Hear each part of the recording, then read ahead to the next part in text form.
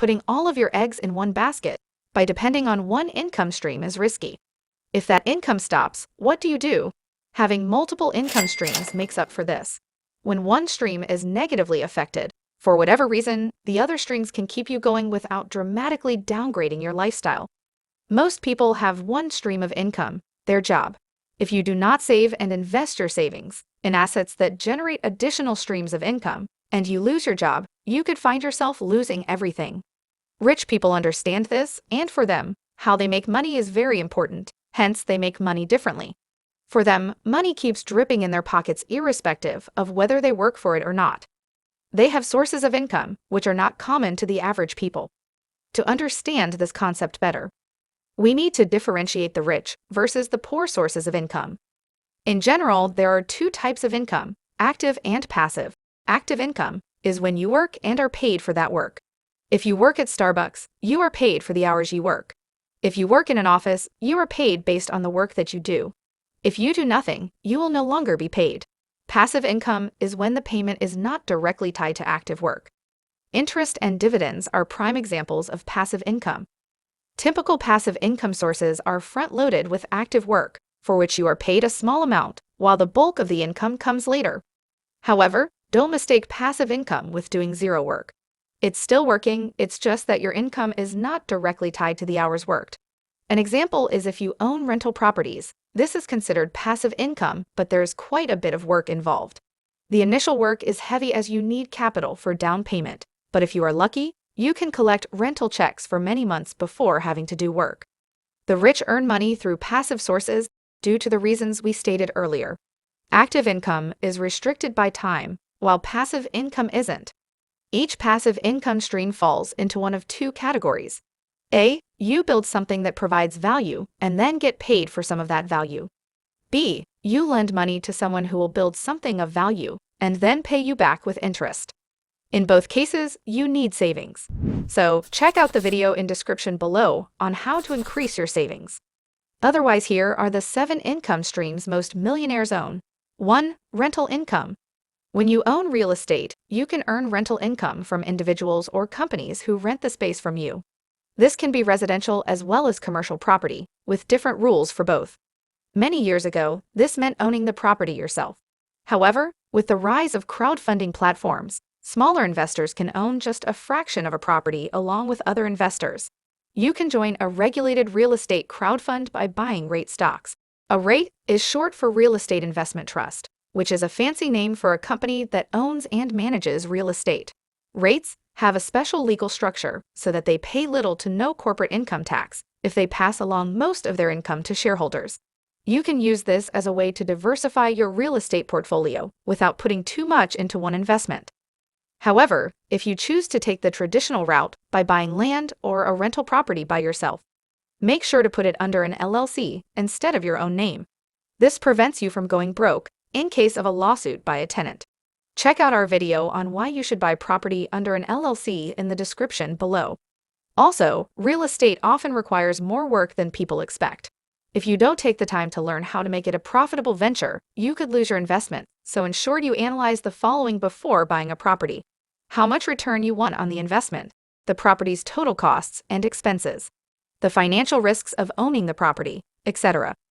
For example, if your goal is to earn $10,000 a year in rental cash flow, and the property has a monthly mortgage of $2,000 and costs another $300 a month for taxes and other expenses, you have to charge $3,133 in monthly rent to reach your goal.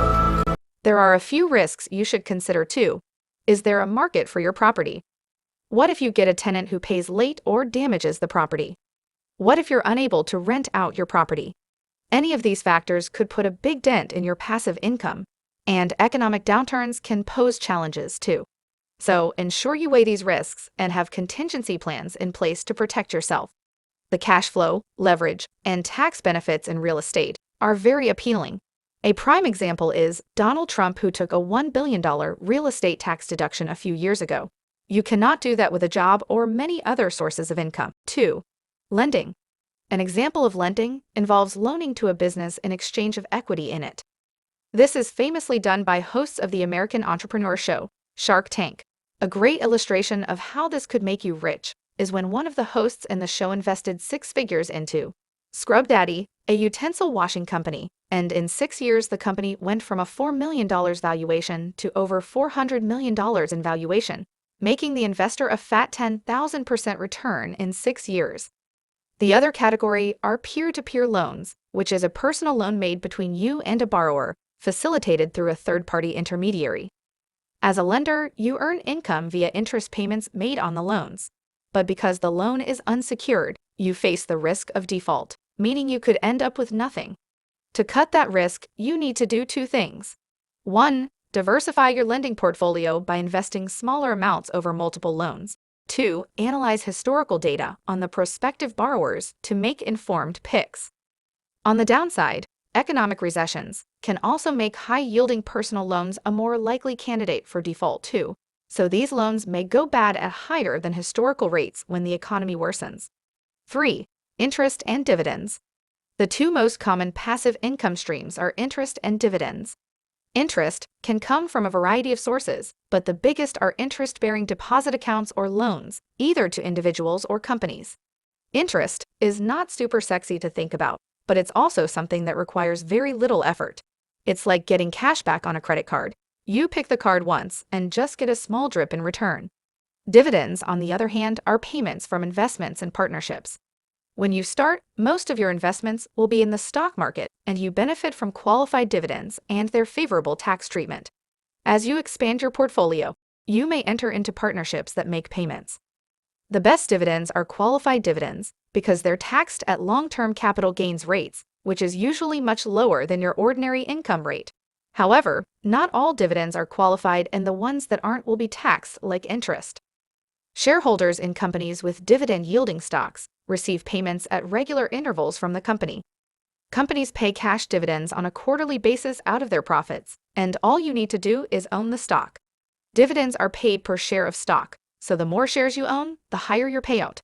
Since the income from the stocks isn't related to any activity other than the initial financial investment, owning dividend-yielding stocks can be one of the most passive forms of making money, as the money will simply be deposited in your brokerage account. However, the tricky part is choosing the right stocks. For example, stocks issuing high dividends may not be able to sustain it. Many beginners jump into the market without deeply investigating the company issuing the stock. That said, there are ways to invest in dividend-yielding stocks without spending a huge amount of time evaluating companies. Advisably, going with exchange-traded funds, or ETF, is a better option. ETFs are investment funds that hold assets such as stocks, commodities, and bonds, but they are treated like stocks themselves.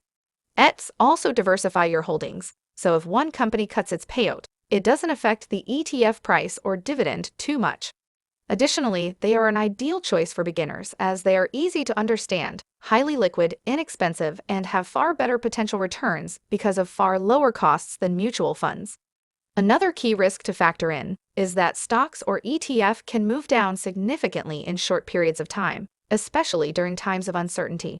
Just like in 2020 when the pandemic shocked financial markets, economic stress can also cause some companies to cut their dividends entirely, while diversified funds may feel less of a pinch. 4. Royalties. Royalty income is income you earn when others borrow or use your property. This could be something you purchased or something you created.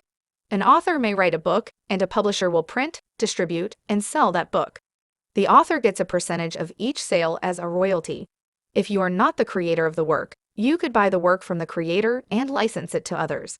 For example, you could buy the music rights to a song and then license it for use to others. With the rise of e-books and self-publishing, several writers have built up a library of books for sale on Amazon that create a nice side income without day-to-day effort. The beauty of that type of business is that you build a following, and each person who discovers one of your work is introduced to an existing library. 5. Business income. This one may be a little deceptive in the sense that it's not necessarily 100% passive.